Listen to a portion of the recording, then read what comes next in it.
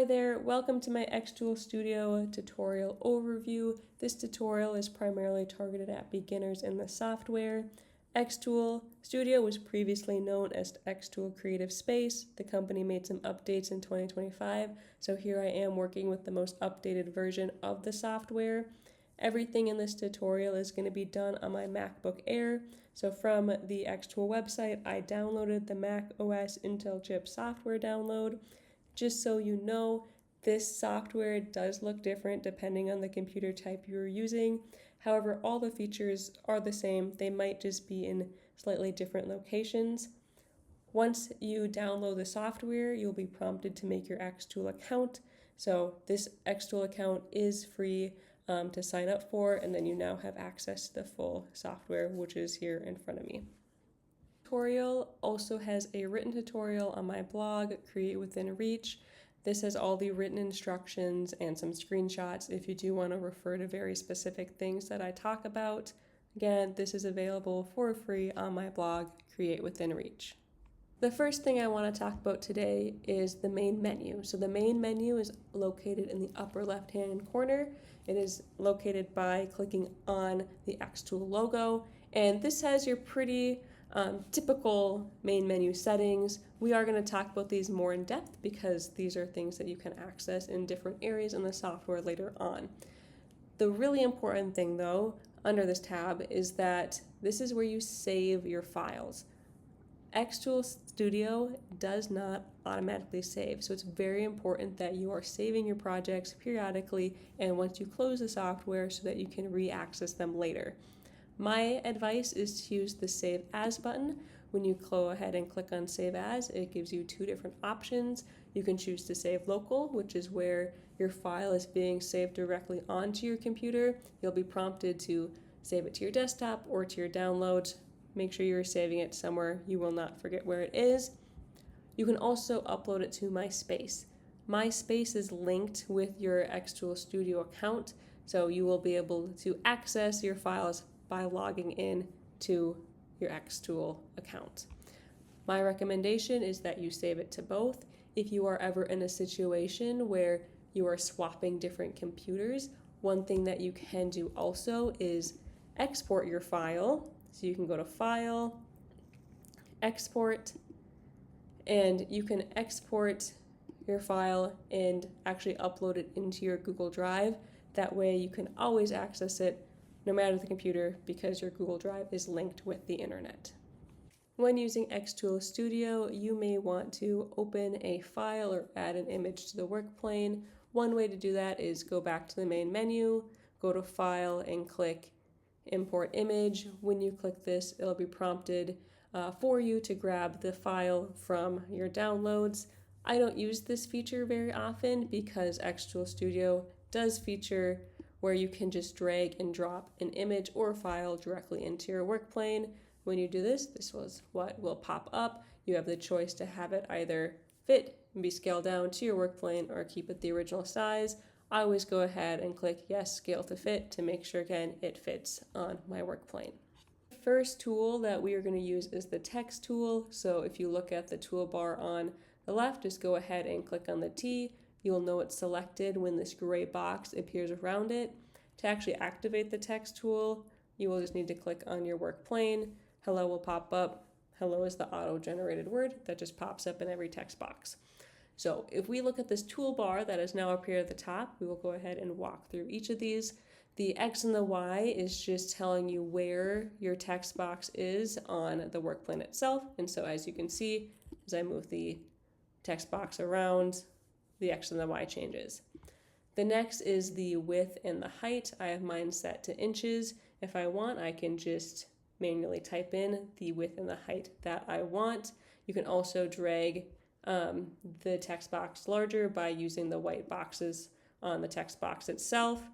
As you can see, when I drag any of the boxes, the ratio stays the same. So if you want that to change, you'll have to unlock it. So there's this lock aspect ratio button. I'm going to unlock that, which means I can now stretch the word or make it longer. Here is just the angle. So if you need a very precise angle of where the word should be. So if I go ahead and type in 90, it has now been rotated 90 degrees. This is working with layers. We're going to come back to this later on. Here is the align tools. And so to use the align features, you need to have two text boxes or shapes on your work plane. So here I have two text boxes and you need to select both. So I have both selected. Say I want both the hellos to be aligned perfectly on the left side. Have them selected, click align left, and now they are perfectly aligned on the left side. The next one here is the reflect button.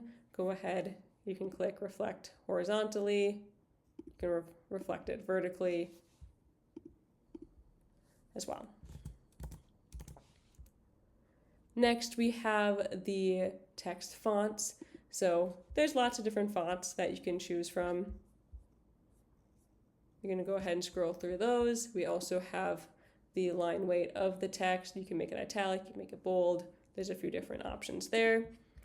Here we have the actual size of the text. Again, you can just type it in here if you want it. I typically don't use that because I just drag it to the size that I need. Here is where the text is aligned in the text box itself. This one is really nice to use, especially if you are choosing to fully laser cut through a piece of wood. This is offset, so you can go ahead and click on offset, and as you can see, we now have an outline around the word. This can be adjusted to make it larger or smaller, depending on what your needs may be. The last thing here is, well, you can rotate the word this way. You can also curve the word by clicking this button here and dragging it down, or dragging it up if you don't want your word just to be straight across. Now we'll go ahead and take a look at the Shapes tool. So on the left toolbar, I'm just going to hover over the square that's here and all these features pop up. So we have line, rectangle, etc., and the vector tool. So I'm just going to go ahead and click on rectangle and just use my cursor to create a rectangle. These features that pop up on the top are basically identical to what pops up on the text tool, and so I'm not going to repeat everything here. There are two things that I want to highlight, and the first one again is that lock aspect ratio tool, and so if you want to size the rectangle to whatever shape you need, make sure you are unlocking that button there. The other one I want to highlight is the edit button. So when you go ahead and click the edit button, there's a few different things that pop up, but this allows you to edit the shape additionally. So here I'm just going to go ahead and add a few points so that I can alter it into essentially any shape I need. The next tool I want to highlight under the Shapes one is the Vector tool. And so this is where you can essentially draw any shape that you want. So for a vector to be complete, it needs to be a completed shape, which you can see that I have done here. You also have the feature to make curved lines. So on a Mac, I'm going to hold down the option function, click on my vector point, and now as you can see, I have the ability to start making curved lines. Sometimes when using the Shapes tool, you will want to unite them together or subtract certain parts of it. And so that's what I'm going to show you how to do now. To use that feature, you need to have two different shapes on your work plane selected. So here I am just having two rectangles and they are overlapping at the midpoint. So I'm going to go ahead and select both of them, and in the toolbar at the top there is now a new feature, and so I'm going to go ahead and click on here and just walk you through some of these. So the first one is the Unite feature. As you can see on my work plane right now, I have two shapes selected, and when I click Unite, they now become one shape. Now undo what I just did, and I'll show you the Subtract one. So again, I have both shapes selected, and I'm going to go ahead and select Subtract. And now you can see that the rectangle on the right is fully gone and it's subtracted wherever it overlapped on the left side. This one is really important to understand layers with. So right now, this rectangle on the right is on this very, very top layer. So whatever is on the top layer is going to be subtracted from the bottom shape. If I wanted to reverse this, I am going to select the rectangle on the right, go to kind of the layers tab, and I'm going to send that all the way backwards. So it is now technically behind the layer on the left. So when I go ahead and select both of these and click subtract, it is now reversed. So those are some great tools just to kind of mess around with to see what you like and you don't like. xTool Studios also has a few different options that are shown on the toolbar on the left. The first one here is templates, and so you can just go ahead and click on that, and xTool has a lot of pre-made templates that you can just use within the software itself, which is great. However, some of them you do need to use xTool credit for, which if you do run out of the ones they initially provide to you, you do have to purchase for more. And so the ones that require credit are the ones such as right here that have that little crown in the corner. The next one here is the Elements tab. These are all designs that you can just use that are pre-uploaded into the software. There's a bunch of different categories here, and if you're looking for something specific, you can just go ahead and type it into the search bar on the top. Next here are applications. There are a few new ones offered here. I would recommend just go ahead and reading each of the descriptions. So when you just click on the name, it just pops up and it gives a brief description of what each of them do. The QR code generator is very nice. All you do is upload a link and it does create a QR code directly into the software. But otherwise, just go ahead, read through them, see if they're a good fit for you. Feature we're going to look at is the AImake. This is xTool Studio's artificial intelligence options. And so right now I have that selected and this is what pops up. And so what I'm first going to do is select a style that I want AI to create my image in. Again, there's lots of different options that you can choose from. There's one if you're doing specific 3D engraving. There's one here, we got blade cutting. Again, pick whatever one you like. I'm going to have it create a 2D graphic vector, and then I'm just going to go ahead and type in my description. With anything with AI, the more precise the description, the more accurate it is going to create to whatever image you want. But I'm just going to type in here cat wearing sunglasses. Then I'm going to go ahead and click generate. So as you can see, I used this prompt previously to test this out. It's going to go ahead and load here and create a few more options for me. As that's loading, I will take the time just to say that these features do need to use that xTool credit. And so if you do run out, you will have to pay additionally to continue using these AI features. So here are the two images it generated for me of cats wearing sunglasses. I'm just going to click on it and then it jumps onto my work plane. Wanting to edit your own photo, you're going to want to upload that into the software. Again, I uploaded this photo just by dragging and dropping it from my desktop into the work plane. The first thing I'm going to do is go ahead and click on that image and come up to the top bar and click edit.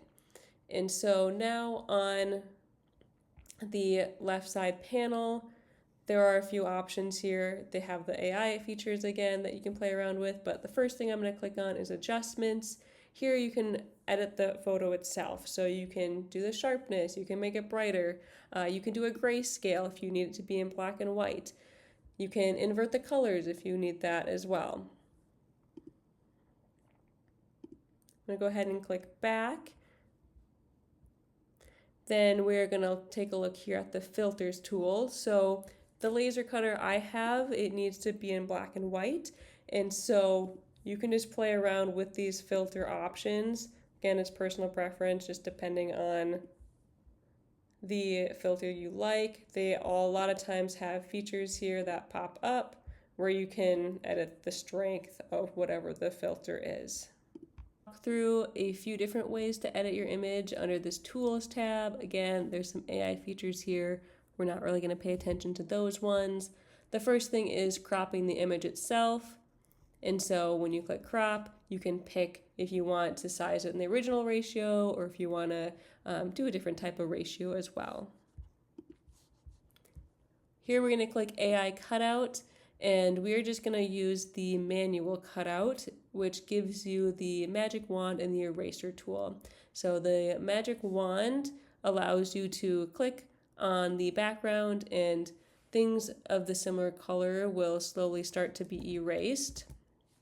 You can also use the eraser tool, and you just use this like a paintbrush and you erase whatever you don't want. The other tool I'm going to highlight here is the trace tool. This will give you an outline of the image itself. So as you can see, it took a few seconds for it to load, but the software created outlines of the main areas in the image. And you can go ahead and play around with the features to get it how you like it. Gone through the basics of the software, I want to show you how to select the features needed to get your design into the laser cutter to actually turn it into a real product. And so for this, I'm going to be using this Keychain Example. The name Rebecca was designed in Adobe Illustrator. To get it into the software, I exported it as an SVG file and just dragged and dropped it right in. The rest of the keychain was added within the xTool Studio software in itself. So the first thing we are going to do is go to the right-hand corner and select the material that we are using. And so I primarily use the 3mm basswood plywood. So I'm going to go ahead and click apply. It will give us the flammability warning, and that is now selected. The next thing we are going to do is identify what each part of this keychain is going to be. And so there are three different options. There is a score option, an engrave option, and a cut option. We are first going to focus on the cut option. And so whatever you need cut, you are going to want to click on. If you are planning to cut more than one thing, you can hold down Shift and select the other object. So for this keychain, I am going to need the outside of it and the keyhole itself. I'm going to come over here and click cut, and then we have all these options pop up. Since we pre-selected the material that we're using, we can use the one-click set.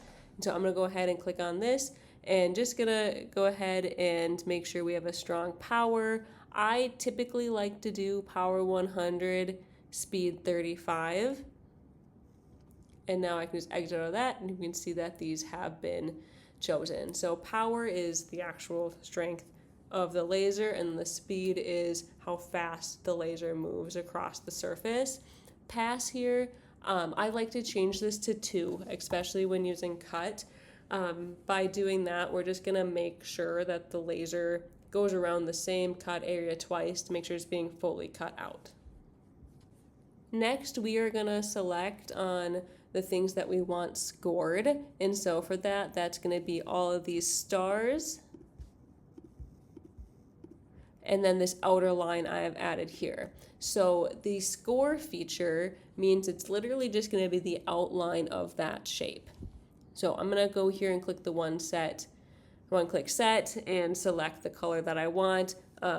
This is the one that's pre-selected. I'm going to make it slightly darker than that. I'm just going to go and click here, and now everything that is being scored has been selected. Lastly, we are going to want to engrave, and so I'm going to click on the Rebecca here. Again, this portion of the keychain was brought in from Adobe Illustrator through an SVG import, and so this one has already been put in as engrave. Engrave is when the entire image is going to be fully filled in. Because this was dragged and dropped into the software's preset as engrave, you can also change this to score. Now you can see that it's just set to the outline. But we're going to set engrave. I'm going to use the one-click set option and click on the color option that I want. Once you are done creating your design and selecting the correct settings, you will need to follow the directions provided by xTool for your specific device. Please make sure to have proper ventilation for the laser to protect yourself and the machine. Don't forget to check out the link in the description for the written tutorial on my blog. Thanks for watching.